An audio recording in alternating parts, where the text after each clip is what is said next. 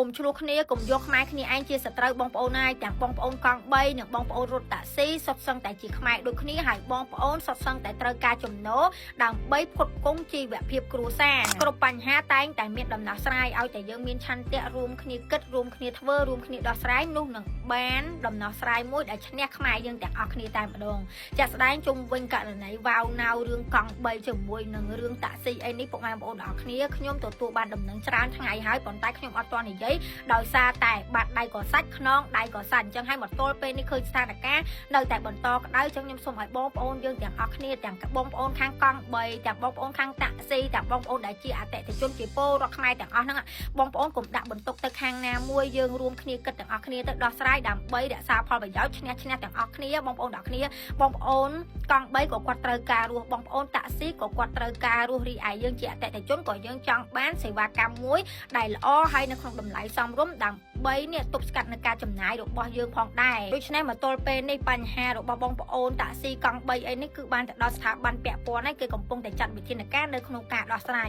អញ្ចឹងក៏សូមសំណូមពរឲ្យដល់បងប្អូនកង់3បងប្អូនតាក់ស៊ីកុំឆ្លោះប្រកែកគ្នាអីបងប្អូនណាយយើងសុទ្ធតែជាខ្មែរគ្នាឯងទេបងប្អូនសុទ្ធតែត្រូវការរស់រៀងខ្លួនអញ្ចឹងហើយកុំយកខ្មែរគ្នាឯងជាសត្រូវដោយសារតែបញ្ហាកើតមានដែលកំពុងតែរកដំណោះស្រាយហើយខ្ញុំក៏សង្ឃឹមនិងជឿជាក់ថាស្ថាប័នពាក់ព័ន្ធនឹងរកដំណោះស្រាយដ៏សមស្របមួយជាដំណោះស្រាយដែលរក្សាផលប្រយោជន៍បានទាំងបងប្អូនកង់3បងប្អូនរត់តាក់ស៊ីនិងសម្រាប់ប្រជាពលរដ្ឋខ្មែរដែលជាអតិថិជនប្រើសេវាដឹកជញ្ជូននឹងផងដែរ